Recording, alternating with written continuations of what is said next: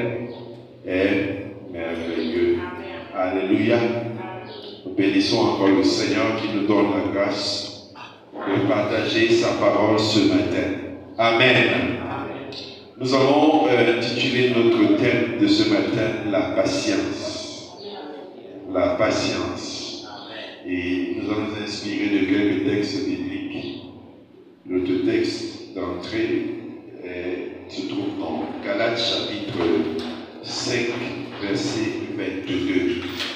Galates chapitre 5, verset 22. Recevez les salutations du peuple de Dieu de Waf, avec qui j'étais mardi dernier. Amen. Par la grâce de Dieu, le Seigneur m'a utilisé pour bénir le peuple de Dieu. Je vais encore intervenir jeudi, mais malheureusement, le travail m'a coincé. Mais nous étions heureux de passer les moments ensemble. Amen. Donc, Galates chapitre 5, verset 22, nous lisons. Mais le fruit de l'esprit, c'est l'amour, la joie, la patience, la paix, la patience, la bonté, la bénignité, la fidélité, la douceur, la tempérance. Alléluia. Nous pouvons nous asseoir. Donc, ce que ce texte nous dit, ce que le Saint-Esprit produit du fruit. Amen. Et plusieurs types de fruits.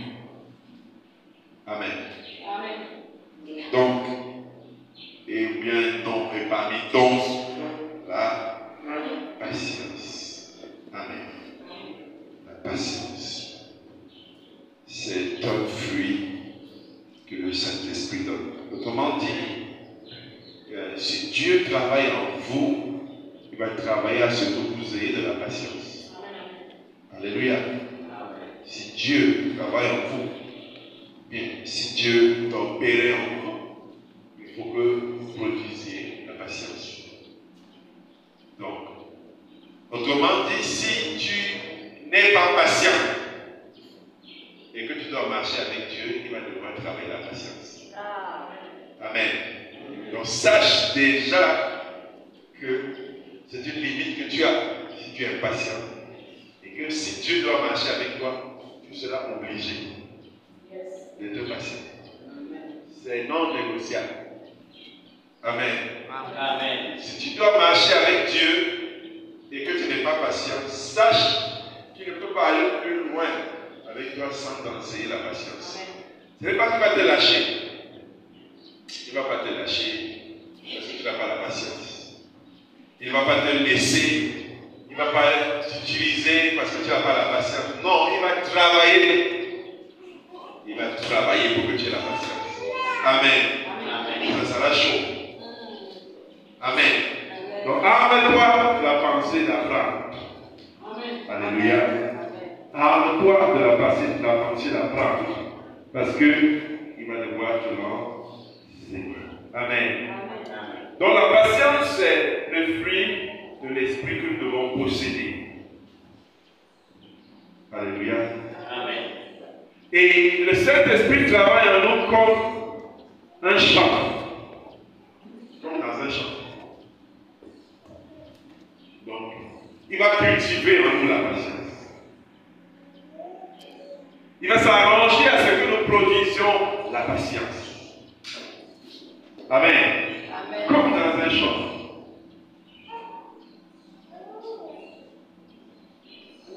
Donc c'est quelque chose que nous devons posséder.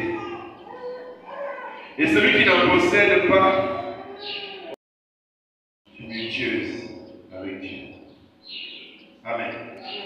Ça ne sera pas une marche de repos, mais une marche difficile. Parce que, comme on peut le voir, Dieu n'est jamais pressé. J'essaie d'imaginer ce que je suis en train de dire en termes de mots. Quand on dit marcher avec Dieu, c'est comme si tu marches avec ton ami. Mais tu marches avec un compagnon.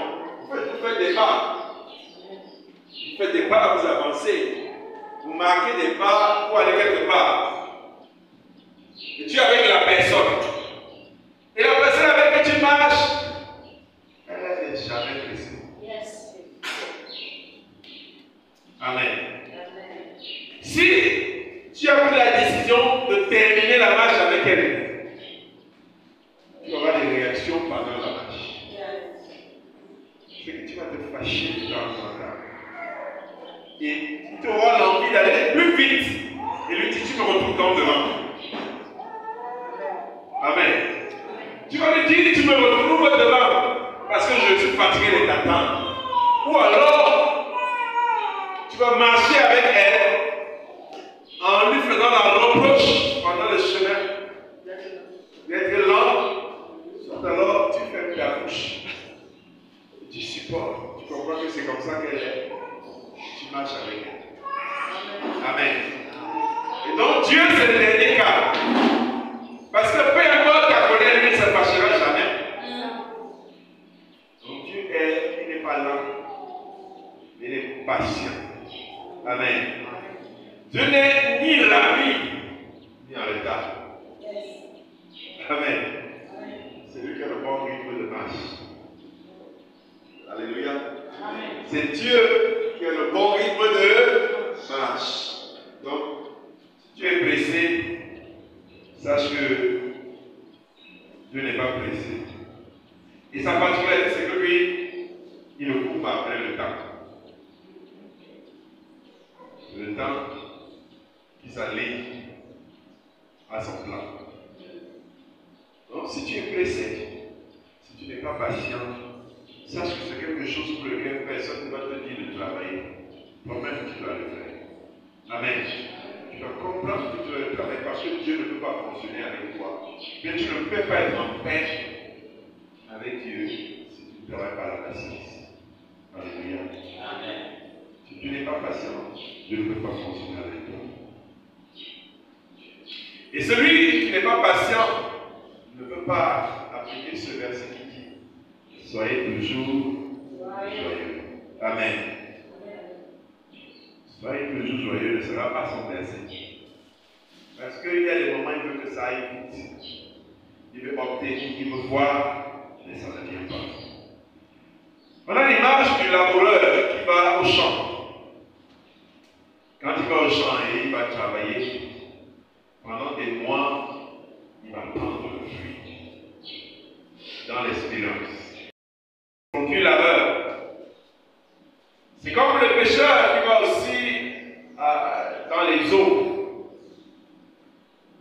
Il lance son filet, il lance sa ligne, il attend calmement que le poisson vienne enfin prendre la pâte et que la poisson le prenne. Si tu es pêcheur et que tu n'es pas patient, tu vas arrêter ce métier. Parce que qu'est-ce que tu veux bien faire quand le poisson ne vient pas dans la pâte, manger la pâte? Qu'est-ce que tu veux faire? Tu te fâches. Ça change quoi? Amen. C'est l'un des métiers, il faut avoir le plus de patience. Et nous devons avoir cette patience de Dieu. Amen. Attendre le fruit. Attendre le fruit. Alors, nous allons voir quelques mauvais exemples de patience. Et si nous avons le temps, nous verrons quelques bons exemples de patience. Un mauvais exemple de patience, c'est Abraham. Genèse chapitre 15, verset 1 à 5. Genèse 15.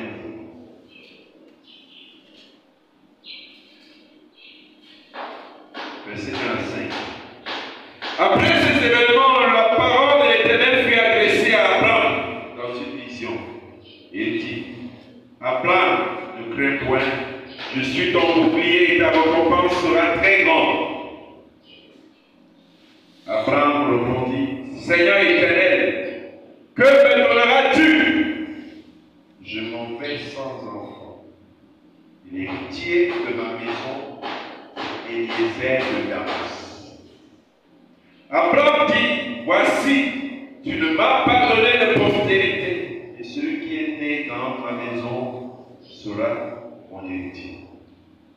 Alors la parole de l'Éternel lui fut adressée ainsi.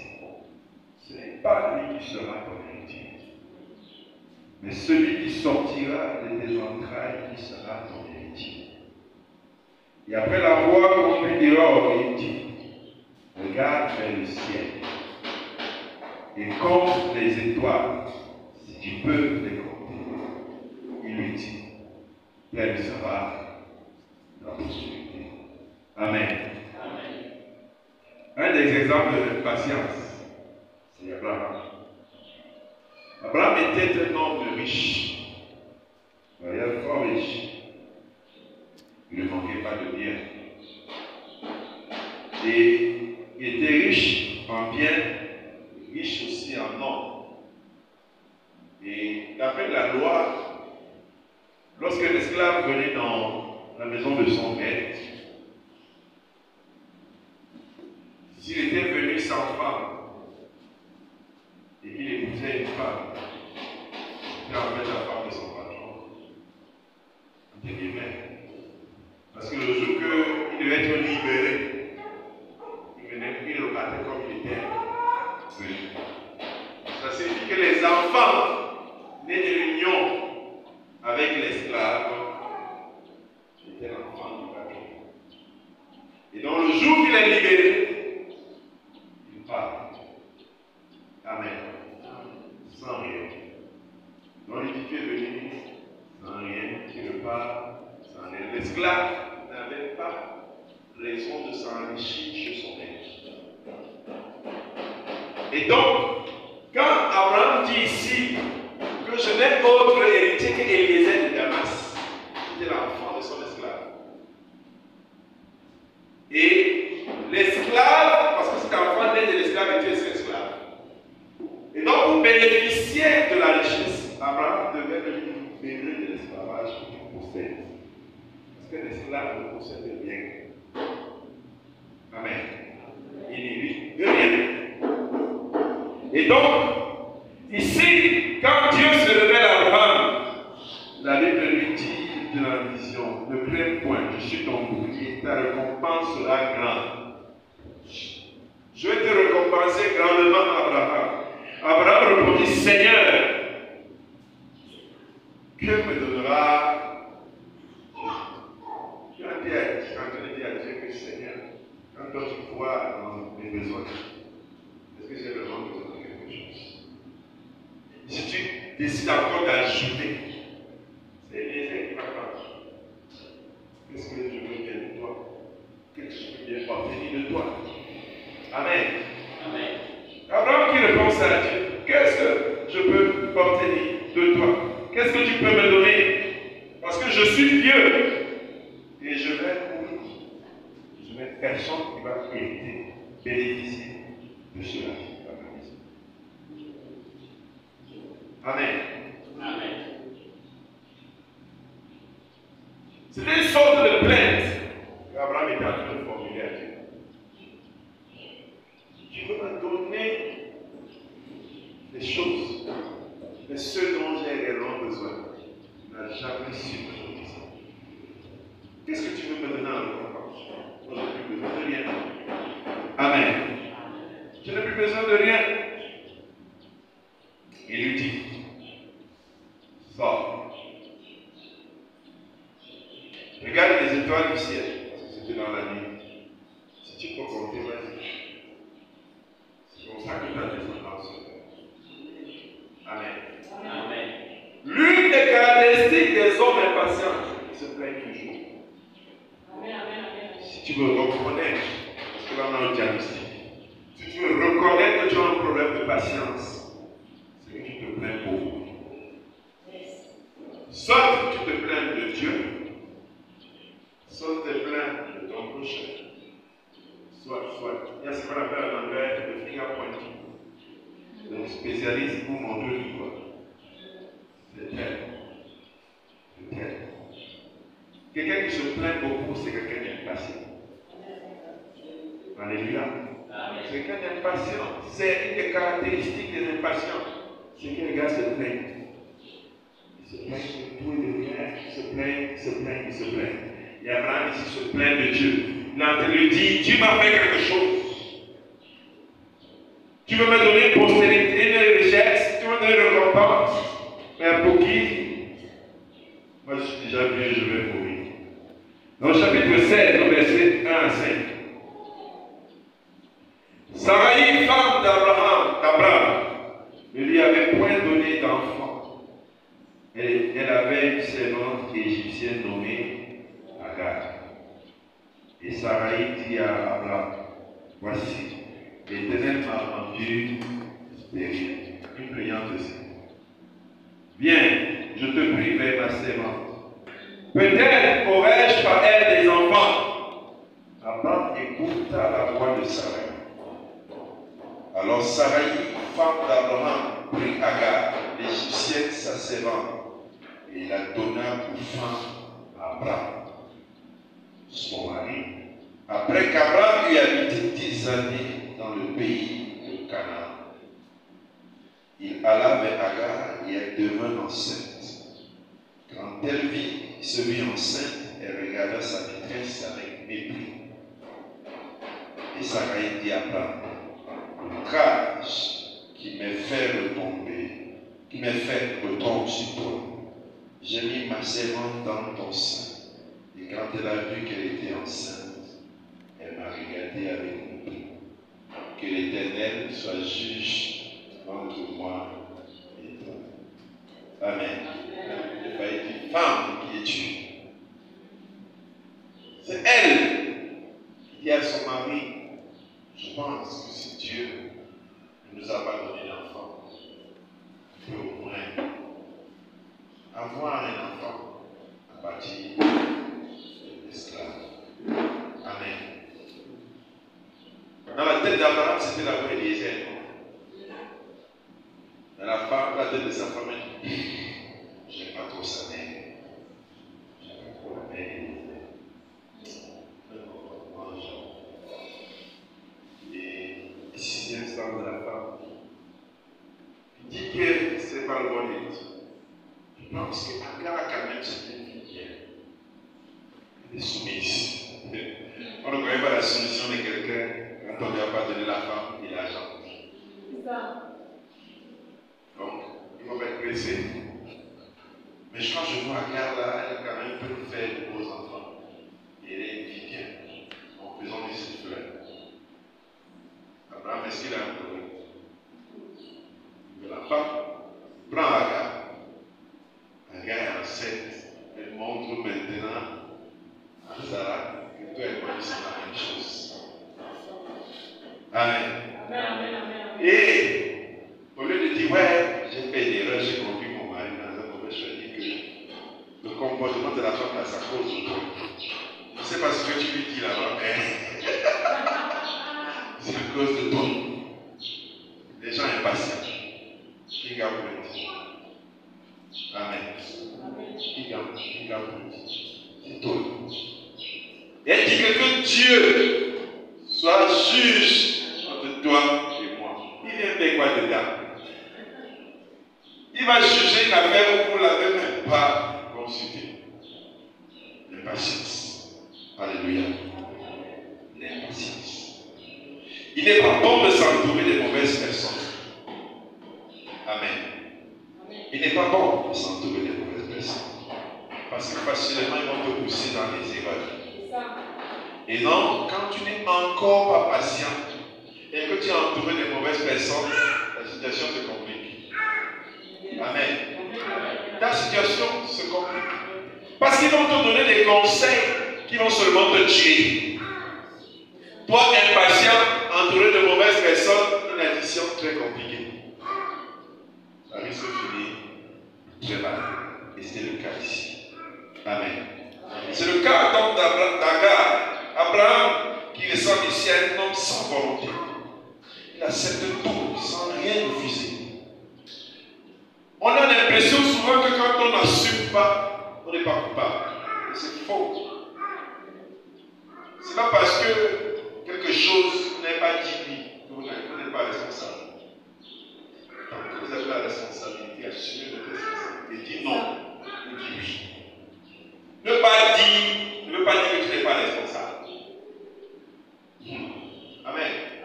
Abraham ne dit pas oui, ne dit pas non, il fait seulement.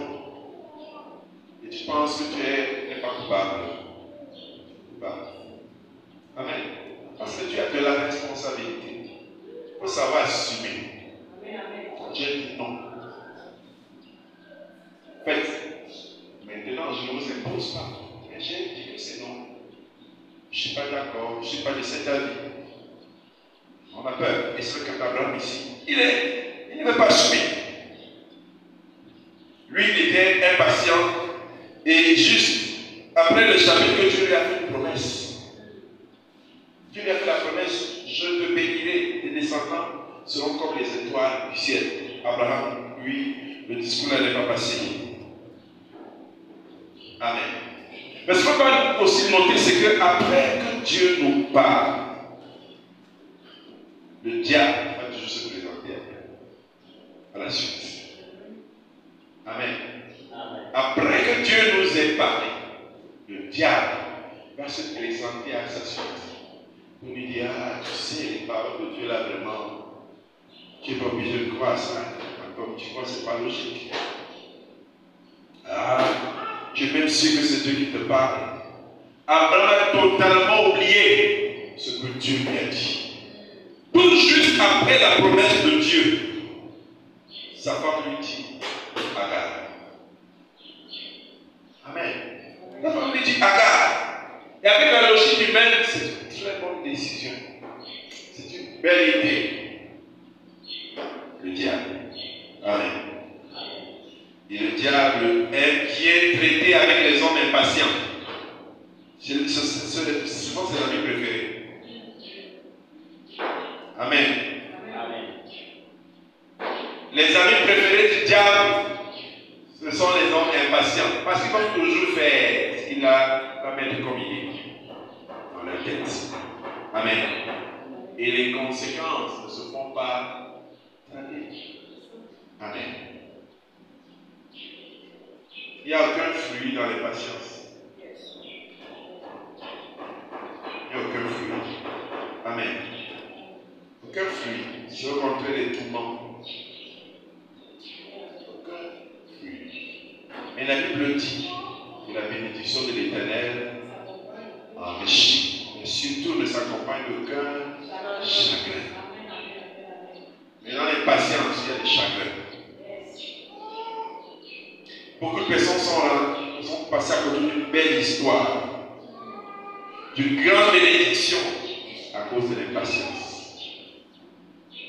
Amen. À cause de l'impatience. Les hommes impatients ne croient pas beaucoup aux promesses de Dieu. Quand je leur parle, ils ont des difficultés à croire à la promesse de Dieu. Ce que Dieu dit là n'a pas de sens. Ce que Dieu dit n'est pas convaincant. À cause de l'impatience. Quand on est impatient, ça va nous rendre incapables d'écouter et d'accepter les promesses de Dieu. Amen. Autrement dit, ils n'ont pas une foi faite. L'impatience fera que tu n'as pas une foi faite. Ta foi sera chancelante, emportée à tout vent de doctrine, à gauche et à droite. Mais les gens qui vacillent, il est en train de chercher quoi, on ne sait pas. Il est à gauche, il est à droite. C'est le signe de l'impatience. Et il va tourner en rond. Et au bout de quelques années, c'est un compte qui n'a pas du tout avancé. Je ne sais pas comment on fait, mais la vie des autres doit pouvoir nous enseigner. Amen. Et donc, on nous enseigner, personne n'a rien construit dans l'impatience. Il y a des gens qui ont cru que c'était la position de l'église dans laquelle ils étaient qui ont un problème. Et ils commencent à gauche, à droite. Il ne va jamais s'arrêter l'étape prochaine où il est parti. Il va être là pour là, pour là, pour là. Au bout des années, c'est là encore qu'il n'a rien construit. Il n'a rien fait. L'impatience. Et il ne se connaît pas. Il ne sait pas que son problème est sérieux, c'est l'impatience. Et qu'avec ça, Dieu ne peut pas, tu ne peux pas attirer, la bénédiction ne peut pas venir de cette façon. Il y a l'impatience, Dieu ne fonctionne pas avec toi. Ça ne vient pas. Amen. J'ai envie de vous dire que Dieu n'exauce pas la prière de l'impatient. Amen. La première prière que Dieu fera, c'est qu'il va lui enseigner la patience. Alléluia. C'est pourquoi je disais que tu ne peux pas aller avec Dieu si tu ne fais pas ça. Tu dois traiter la patience. Amen. Tu dois traiter la patience. L'impatience. Je veux dire. Alléluia.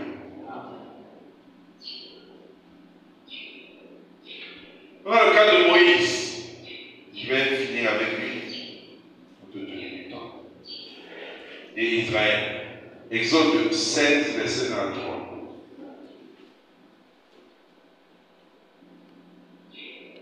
Exode 16, verset 1 à 3. Toute l'assemblée des enfants d'Israël partit d'Élim et ils arrivèrent au désert de Sin, qui est Élim et Sinaï, le 15e jour du second mois après leur sortie d'Égypte. Et toute l'assemblée des enfants d'Israël murmura dans le désert contre Moïse et Aaron.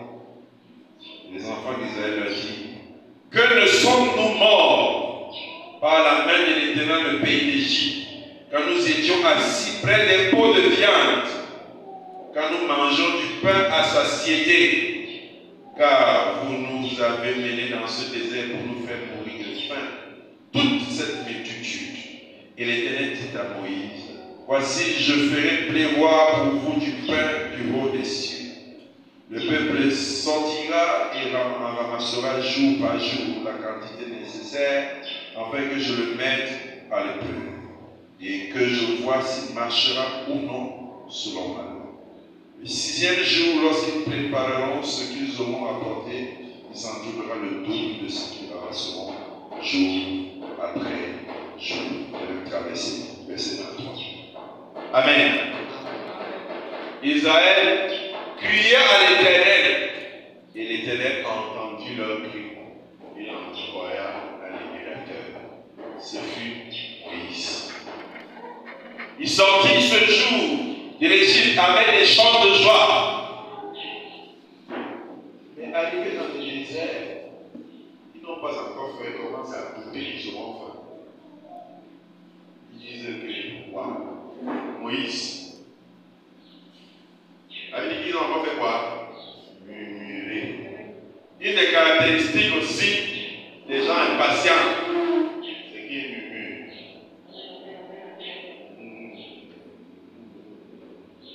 Ils murmurent. Voilà la gloire commence dans le pays. Pourquoi nous ne sommes pas morts en Égypte? Dieu nous tuait. Puisqu'il est même venu ici pour nous tuer. Il nous tuait. On préfère encore mourir à côté des pots de viande. On mangeait des concombres succulents. On préfère encore ça. Vous voyez, les patients sont comme s'ils jettent la tête, jettent l'air. Il raconte une histoire qui n'a rien à voir avec la réalité. Quel pot de vin tu mangeais là-bas? Quel pot de vin tu mangeais?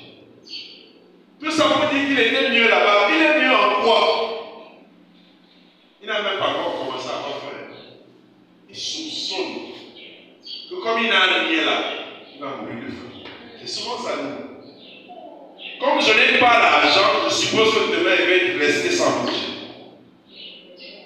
C'est pas comme ça avec Dieu.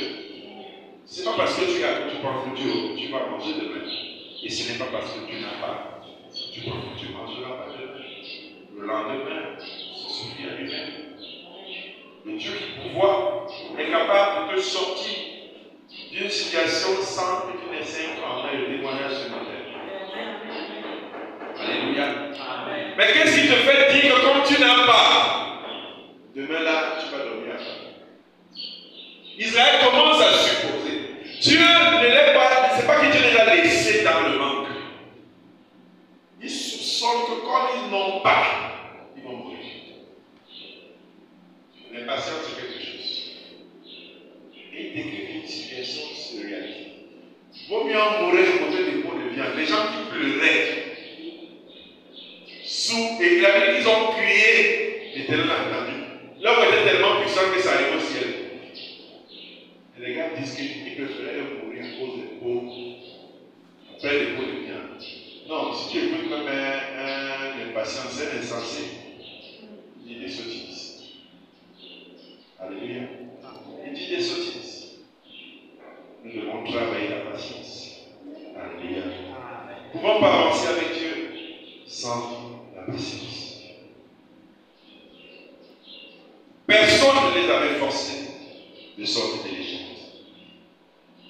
C'est chacun qui portait ses livres. Aujourd'hui, on rend Moïse responsable de la situation. Celui qui est impatient est toujours en train de regretter, de pleurer, de se souvenir du passé pour le comparer au présent. Et donc, il a comme maladie la convoitise. Amen. Quand tu es impatient, tu vas convoiter.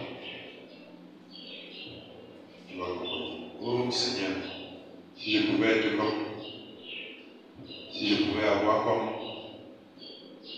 si je pouvais avoir la même position que la convoitise. Et comme il va convoiter, ça va le rendre triste et amer. Il peut même tuer. Parce qu'il y a la haine qui a grandi dans son cœur, l'animosité. Tu le vois, il a un regard abattu. Il commence à se comparer avec les autres choses. Déjà, tu l'entends. Je pense que Dieu ne m'aime pas comme il aime les autres. Je crois que Dieu ne me voit pas. Alléluia. Exode chapitre 17, verset 1 à 3. Toute l'assemblée des enfants d'Israël partit du désert de Sin, selon la marche que l'Éternel leur avait ordonnée, ils campaient à Rephidim, où le peuple ne trouva point d'eau à boire. On ne dit pas qu'ils avaient soif jusqu'à mourir. Le peuple ne trouva point d'eau à boire. Alors le peuple chercha querelle à Moïse. Il dit, donne-nous de l'eau à boire. Moïse répondit, pourquoi vous me cherchez pour querelle? Pourquoi tentez-vous l'Éternel?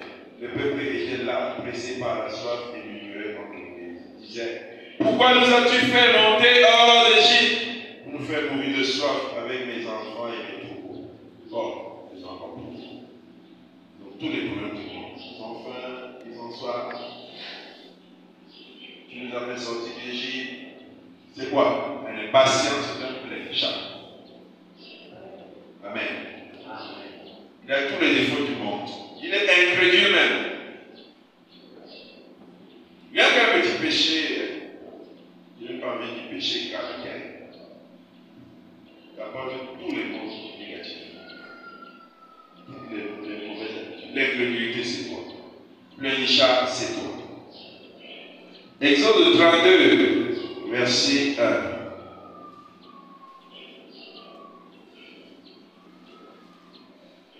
Le peuple, voyant que Moïse tardait à descendre de la montagne, s'assembla autour d'Aaron et lui dit, allons, fais-nous un Dieu qui marche devant nous, car ce Moïse, cet homme qui nous avait sortis du pays d'Égypte, nous ne savons pas ce qu'il est devenu. Moïse n'est pas allé faire 6 mois. C'était juste quelques semaines. Les gars disaient, on ne sait pas ce qu'il est devenu. Vraiment, fais-nous un Dieu. Fais-nous un Dieu. Si tu es une église de patients, tu es mort. Tu es fini. C'est eux qui ont tous les problèmes du monde. Oh, le pasteur ne me visite jamais. Oh, le pasteur ne me cherche pas à la fin du culte. Oh, le pasteur ne prie pas avec moi. Oh, le pasteur ne m'explique pas la Bible. Oh, le pasteur ne se rassure même pas si je prie. Non, on connaît que tu es comme ça. Mais celui-là, il ne me suit pas, il ne se rassure même pas si je prie, si je lis la Bible. Attends. Je vais venir à Jésus pour qui? Je dois me rassurer que tu lis ta Bible et que tu pries. Donc, ça dit que tu appelles à la fin du culte, tu as médité cette semaine. Si ça. C'est un problème. Il doit vivre ta vie. Et toi, chrétien, impatient. Alléluia. Les hommes impatients sont forcément idolâtres. Ils ne croient pas en Dieu. Mais aux hommes, car pour eux, Moïse était mort. Bien Dieu n'était plus là quand Moïse est mort. Il liait Moïse à Dieu. Ce Moïse ne sait pas ce qu'il est devenu. Qu'est-ce que c'est en train de dire? Qu'en fait, leur Dieu c'était Moïse, c'était pas Dieu. Parce qu'ils veulent faire un Dieu, pas à cause du fait que Dieu n'agit plus, mais ils ne voient pas Moïse. Donc ce que Moïse est devenu, on ne sait pas. Et comme on ne sait pas ce que Moïse est devenu, vraiment faisons un Dieu. Les hommes impatients ne croient pas en Dieu. Ils croient aux hommes. C'est pourquoi quand il n'y a pas un homme, ils abandonnent la foi. Quand il n'y a pas un surveillant, un policier derrière eux, ils abandonnent la foi. Quand il n'y a pas un surveillant, ils ne prient plus. Quand il n'y a pas un surveillant, ils ne lisent plus la Bible. Ils aiment le pasteur théoriste qui doit faire peur. Si tu leur fais les prédications du style que je fais, ça les intéresse. Ils aiment quand tu leur dis Dieu va te frapper. Si tu le fais. C'est ça qu'ils aiment. Parce qu'ils aiment sentir la pression de quelqu'un derrière eux. Chrétien impatient. C'est dangereux. Alléluia. Exode 34, verset 1. L'Éternel dit à Moïse, taille deux tables de pierre comme les premières, et j'y écrirai les paroles qui étaient sur les premières tables que tu as brisées. Amen. Moïse lui-même avait usé d'impatience. Dans sa colère, il ne pouvait plus supporter les caprices de ce peuple-là. Il a pris les tablettes, il a cogné au sol. C'est cassé. Amen. Vous ne pouvez plus supporter ce peuple-là. Les hommes impatients aussi sont facilement emportés par la colère. Amen. Quand la colère te gagne facilement, c'est un signe d'impatience. Comme Moïse, après avoir marché pendant des années durant devant l'Éternel, il n'a pas pu achever la course. Parce qu'il avait manifesté l'impatience en laissant la colère le submerger. Il a frappé le faux rocher. Est-ce que tu ne peux pas sortir de ce rocher de l'eau? Il lui a dit, tu n'en peux pas. Amen. Malheureusement, cet homme plein d'onction, d'impatience, l'a cloué. Nous avons donc clôturé en prenant un conseil dans Jacques chapitre 5, du verset 7 au verset 11 pour clôturer. C'est un conseil pour nous tous. Jacques chapitre 5, verset 7.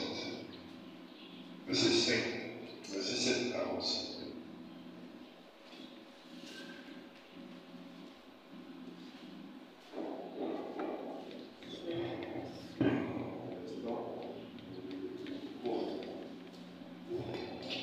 Jacques 5, verset 7 à 11 nous dit, soyez donc patients, frères, jusqu'à l'avènement du Seigneur. Voici le laboureur attend le précieux fruit de la terre, prenant patience à son égard, jusqu'à ce qu'il ait reçu les pluies de la première et de l'arrière-saison. Vous aussi, soyez patients. Affermissez vos cœurs, car l'avènement du Seigneur est proche. Ne vous plaignez pas les uns des autres, frères, afin que vous ne soyez pas jugés. Voici le juge est à la porte. Prenez les frères pour modèle de souffrance et de patience, les prophètes qui ont parlé au nom du Seigneur. Voici, nous disons bienheureux ceux qui ont souffert patiemment. Vous avez entendu parler de la patience de Job. Et vous avez vu la fin que le Seigneur lui accorda, car le Seigneur est plein de miséricorde et de compassion. comme Job. C'est un modèle de patience. Job est un modèle de patience. Amen.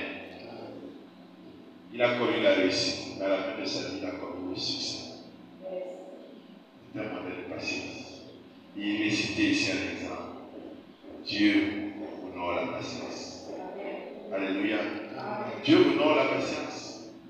Tôt ou tard, la patience ne sera pas vraie. Et pour pas chanter là, c'est difficile. Donc, notre prière, c'est que le Seigneur donne la patience. Est-ce qu'on peut prier? On s'en impressionne.